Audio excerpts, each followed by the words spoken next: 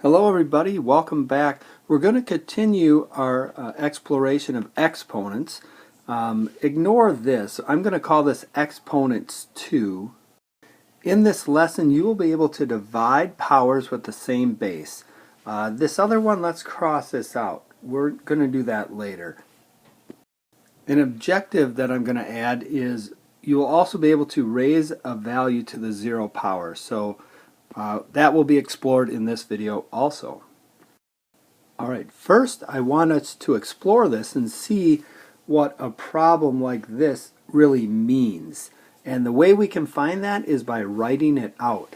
So 5 to the 6th power means I have 6 5s right here. 5 to the 4th power means that I have 4 5s underneath. Now, remember that each 5 is multiplying to the 5 next to it. And remember, division is kind of like a fraction. So we can cancel or cross reduce here. So I have a 5 on top and a 5 on bottom. I can cross them off and say 5 goes into 5 one time. I can continue to do this, and I cancel and I make ones here. Now, whatever is left is my answer. Now, I have 2 5s left, so my answer is 5 squared. You could say over 1, but you don't have to. So 5 squared, and it says, what does it equal? It equals 25. So that is the value of my original quotient. Now let's try this with variables. We have m to the 3rd power over m, which would be m to the 1st power, which with an invisible 1. So I'm going to write 3 m's on top and 1 m underneath.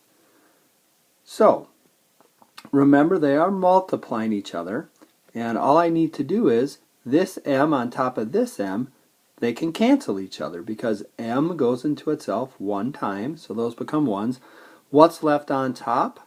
2 m's, which means m squared over 1. So my answer here is just plain old m squared. You don't have to say over 1. Alright, here we have a to the 7th over a to the 6th. Again, we're going to write 7 a's on top and 6 a's underneath. Now I'm going to cancel. So a on top, a on bottom, cross those off. Cross off all my pairs. So those cross off.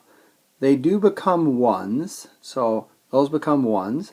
And all that's left on top is a. So my answer here is just plain old a. That's all that's left over. So after that example, there is a rule in math that allows us to do that. And it's called dividing powers with the same base. So if you have the base of a and its exponent is m, and then you have the base of a with an exponent n. And what's important is they have to both have the same base. So these both have a as a base. If you have that, what you can do as a shortcut is it's going to be a to the power of m minus n. That will give you your answer. So let's look and see what that looks like. If I have a to the 6th power over a to the 4th, what I can do is just write a to the 6 minus 4 power. I end up with a to the 2nd power because 6 a's on top and 4 a's on bottom, and what's left over is the difference between them, so a to the 2nd. Now on the homework though, I'm going to make you write out, like in the last sheet, write out and cross things off. We're going to do that for a while just to make sure we've got it down so no mistakes are made. But in essence, all you're doing is 6 minus 4 is 2. I'm going to start this slide off with this phrase, not glued together. You're going to hear me say that a lot. So it does not, or it doesn't have to do with this problem, but the other problems it does. You're going to hear me say this quite often. You have to realize that when you're dividing a monomial by another monomial, the parts of the monomial, so the number, the variable, they're not glued together. They're not glued together. We have to remember that. Okay, so let's start here. We have 6 a's on top and 14 on bottom, so let's see what happens when we solve that.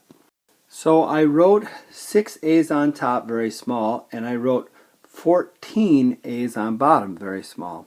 Remember that they will cancel each other in pairs, so these cancel and they turn into ones.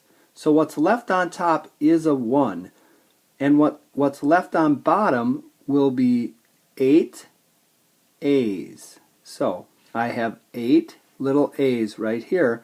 That's what's left.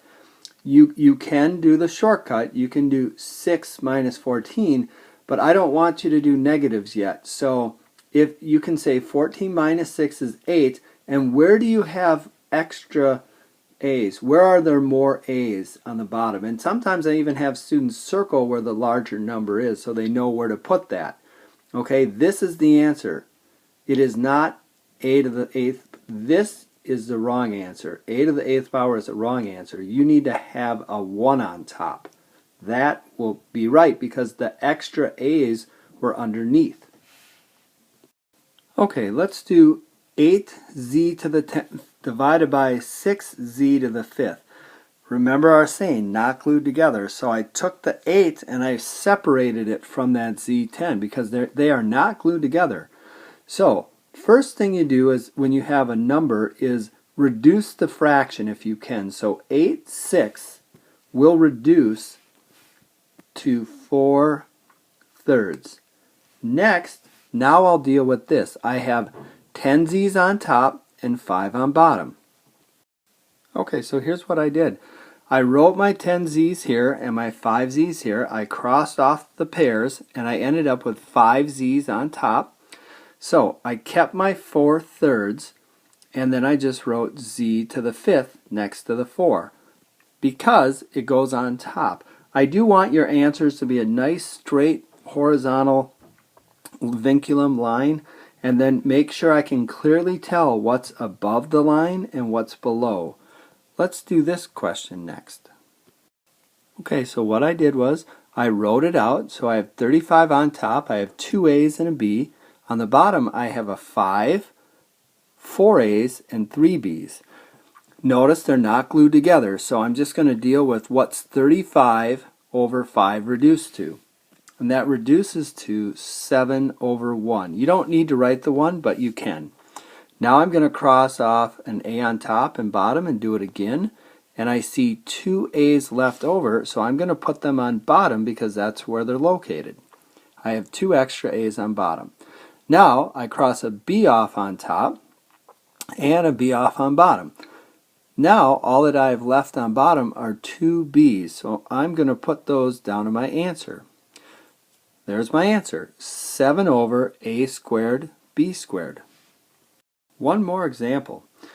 Here I have 8m squared over 16m to the 3rd n.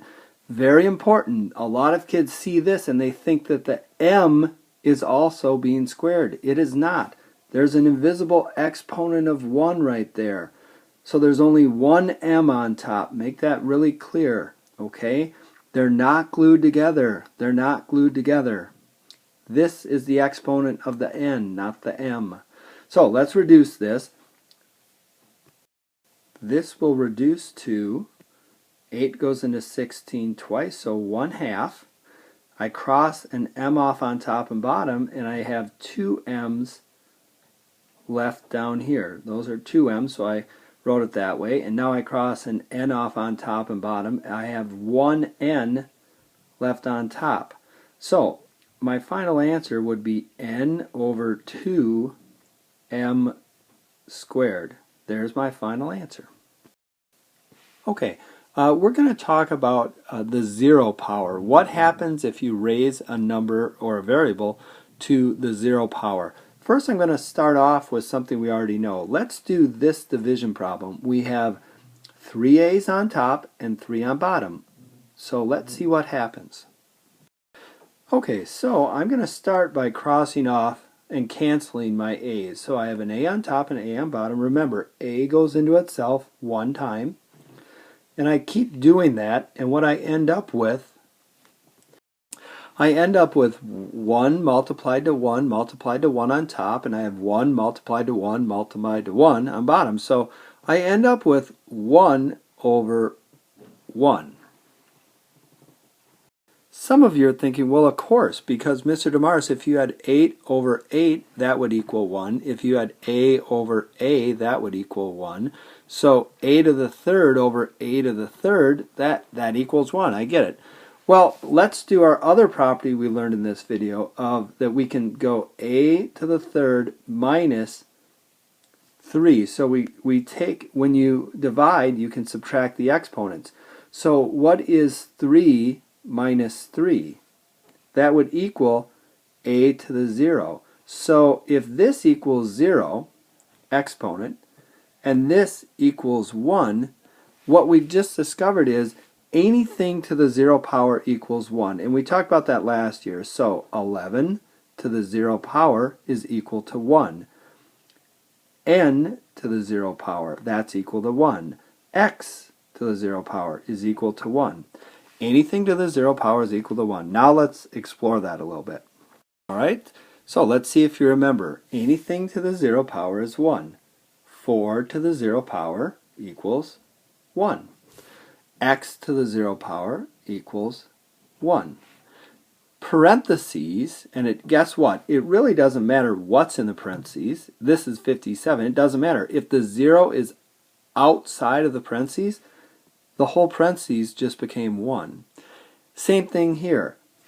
There's a negative 10 inside, but that doesn't matter. This is to the 0 power, so it's 1, not negative 1. Anything to the 0 power is 1. Now, you're going to be really good at this, and then you're going to get these questions. You're going to have to remember what I wrote on the other slide. Remember how I said things are not glued together? Okay, you have to remember this.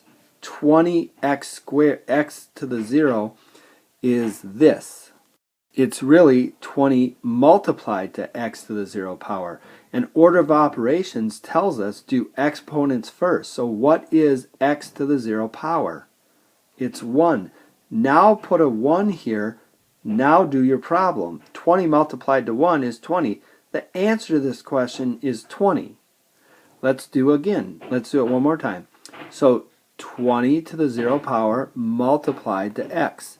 I'll do my exponents first. 20 to the 0 power is 1. Now I'll multiply. 1 multiplied to x is x. Okay, now here we have a parentheses, but we have exponent outside the parentheses. So because the exponent is on the outside of the parentheses, I'll do exponents first, and that says this whole parentheses equals 1. So this answer is 1. It doesn't matter what's inside, okay? Because it's saying you have 0 of these parentheses, but there's still a 1 there, and we showed why that is. Okay, here are the practice problems. Please remember that things are not glued together. They are not glued together, okay? Bring any questions you have to class next time we meet. Take care.